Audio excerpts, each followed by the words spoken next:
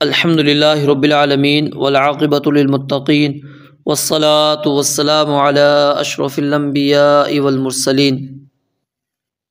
قال رسول اللہ صلی اللہ علیہ وآلہ وسلم انما الاعمال بالنیات۔ ماہ رمضان المبارک میں ہم ایک عمل روزے کا سر انجام دیتے ہیں،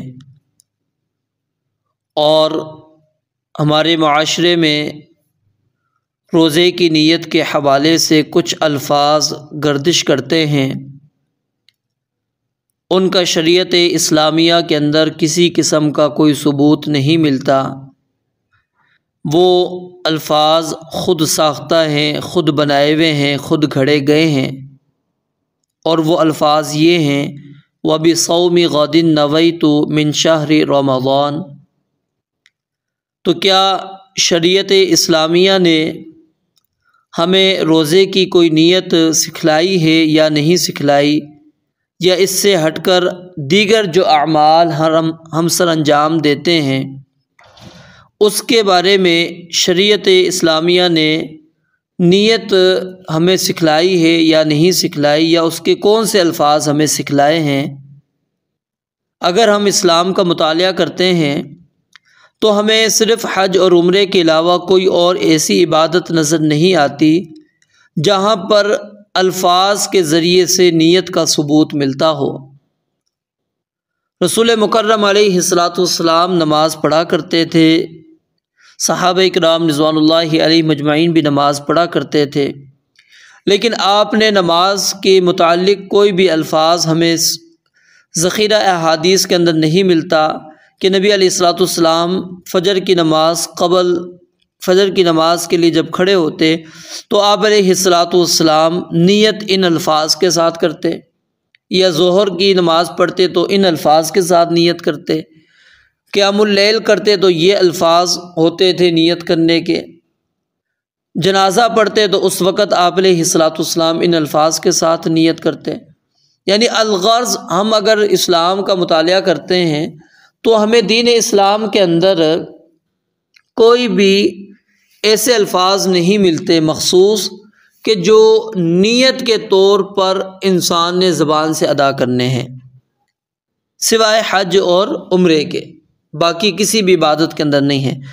تو جہاں تک تعلق ہے روزے کا کہ آپ نے روزہ رکھ رہے ہیں، کیونکہ ہم ماہ رمضان المبارک کے اندر داخل ہیں، تو رمضان المبارک کے اندر ہم جو سب سے بڑا عمل سر انجام دیتے ہیں وہ عمل ہے روزے کا۔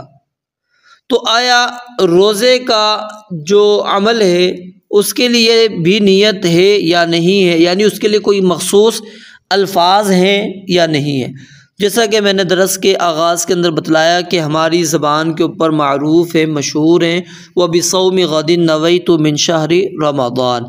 تو یہ الفاظ رسول مکرم علیہ الصلاۃ والسلام سے ثابت نہیں ہے، بلکہ آپ علیہ الصلاۃ والسلام سے یہ بات تو ثابت ہے کہ انما الاعمال بالنیات، کہ تمام اعمال کا دار و مدار کس پر ہے؟ نیتوں پر ہے، یعنی جیسی نیت ہوگی ویسا ہی اس کو صلہ ملے گا، اجر ملے گا، بدلہ ملے گا۔ اور اس حدیث کو اگر صحیح البخاری کی جو پہلی حدیث ہے اگر ہم آگے تک پڑھیں تو وہاں پر کیا ہے کہ انسان گھر بار کو چھوڑ رہا ہے، اپنے علاقے کو چھوڑ رہا ہے، وطن کو چھوڑ رہا ہے، لیکن وہ وطن کس لیے چھوڑ رہا ہے؟ کسی عورت کے لیے، کسی دنیا کی غرض کے لیے، دنیا کمانے کے لیے چھوڑ رہا ہے، یا کسی عورت سے نکاح کے لیے چھوڑ رہا ہے، تو اب اس کو اجر نہیں ملے گا۔ کون سا؟ گھر چھوڑنے کا، ہجرت کرنے کا، کیونکہ علاقہ تو اس نے چھوڑا، وطن تو اس نے چھوڑا، لیکن نیت اس کی کیا تھی؟ دنیا کا حصول تھا۔ اس کی نیت کیا تھی؟ عورت سے نکاح مقصود تھا، صرف اس لیے وہ علاقہ چھوڑ کر گیا ہے، تو اس کو ہم کہتے ہیں کہ جی آپ کو ہجرت والا اجر اور ثواب ملے گا؟ نہیں۔ اسی طرح کوئی بھی عمل ہم کریں گے، اگر ہماری نیت نہیں، عمل تو وہ ہو جاتا ہے، یعنی وہ یہ نہیں کہ عمل نہیں ہو رہا، عمل آگے ہم کر رہے، تو کیا وہ عمل شریعت اسلامیہ میں بھی قابل اعتبار ہے یا نہیں ہے؟ اس چیز کو مد نظر ہم نے رکھنا ہے۔ تو فقہا نے روزے کی نیت اور خاص طور پر ماہ رمضان المبارک کے روزے کی نیت، اس کے متعلق 4 چیزیں بیان کی ہیں۔ پہلی شرط انہوں نے یہ بیان کی ہے کہ نیت کا طریقہ کیا ہے کہ انسان کا پختہ ارادہ ہو، قصد اس کا پختہ ہو، ارادہ پختہ ہو، یہ ڈاماڈول والا حساب نہ ہو کہ ٹھیک ہے کل میں روزہ رکھ لوں گا، میں روزہ رکھتا ہوں، رکھنا چاہتا ہوں، نہیں، وہ پختہ ارادہ ہو کہ کل کے دن میں نے روزہ رکھنا ہے، اس کا قصد ہو، اس کا ارادہ ہو، پختہ عزم ہو۔ اور نمبر 2، معین بھی ہونا چاہیے کہ میں روزہ کس کا رکھ رہا ہوں، ماہ رمضان المبارک کا رکھ رہا ہوں، فرضی روزہ ہے، نفلی روزہ ہے، کیونکہ رمضان المبارک کے اندر تو آپ نفلی روزہ نہیں رکھ سکتے، لیکن اگر باقی روزوں کو بھی سمجھ لیں تو پھر آپ کے لیے آسانی ہوگی۔ تو نفلی روزہ رکھ رہے ہیں تو اس کی نیت ہوگی کہ آپ کون سا روزہ رکھ رہے ہیں، کیا آپ محرم الحرام کے روزے رکھ رہے ہیں، یا آپ شعبان کے روزے رکھ رہے ہیں، شوال کے روزے رکھ رہے ہیں، کون سے رکھ رہے ہیں، روزے تو بہت سارے ہیں، تو اس کی نیت، ارادہ، قصد ہونا چاہیے۔ اسی طرح رمضان المبارک کا روزہ ہے تو اس کی نیت ہو، وہ معین ہو۔ اور تیسری شرط یہ ہے کہ وہ نیت رات کو انسان کرے، رات کو نیت کرے۔ رات سے مراد کیا ہے؟ غروب آفتاب سے لے کر طلوع فجر کے درمیان کا جو وقت ہے وہ نیت کا ہو۔ جیسا کہ ابھی آج ہم نے روزہ رکھا ہوا ہے، آج غروب آفتاب پر ہم کھول دیں گے۔ اب جو کل ہم نے دوسرا روزہ رکھنا ہے اس کی نیت ہم صبح طلوع فجر سے پہلے غروب آفتاب کے بعد سے لے کر طلوع فجر سے پہلے کسی بھی وقت ہم کر سکتے ہیں۔ اور نمبر 4، ہر روزے کی نیت علیحدہ ہوگی، یعنی پورے رمضان المبارک کی ایک ساتھ نیت کر لے، نہیں، وہ کہتے ہیں کہ نہیں، آپ نے روزانہ نیت کو تجدید کرنا ہے، روزانہ نیت کو نیا کرنا ہے، روزانہ آپ نے اپنے ذہن کے اندر استحضار کرنا ہے کہ آج میں رمضان المبارک کا دوسرا روزہ رکھ رہا ہوں، آج تیسرا روزہ رکھ رہا ہوں، آج چوتھا روزہ رکھ رہا ہوں، اس نیت کو اپنے دل کے اندر لے کر آئیں۔ تو یعنی 4 چیزیں ہیں۔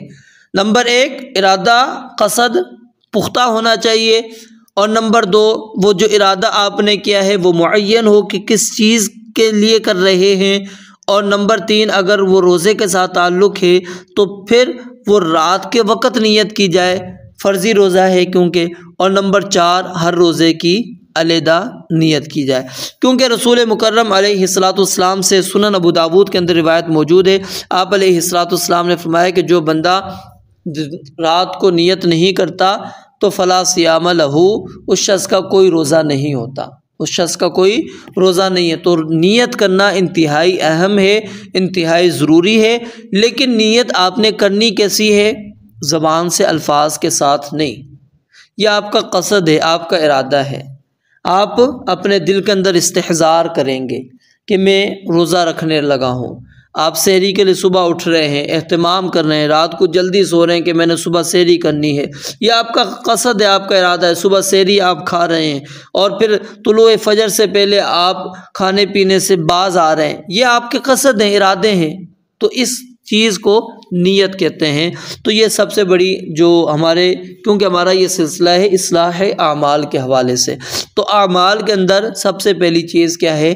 نیت ہے، اور خصوصاً ماہ رمضان المبارک کے اندر جو ہم روزے رکھ رہے ہیں اس کے متعلق میں نے آپ کو بتلایا کہ روزے کی نیت کیسے کرنی ہے، پختہ ارادہ ہو، اور روزہ معین ہونا چاہیے کون سا آپ رکھ رہے ہیں، اور نمبر 3، رات کو نیت آپ نے کرنی ہے، اور نمبر 4، ہر روزے کی روزانہ نیت آپ نے کرنی ہے۔ رب العالمین سے دعا ہے اللہ تعالیٰ سمجھنے، عمل کرنے کی توفیق عطا فرمائے۔ وآخر دعوانا ان الحمد للہ رب العالمین۔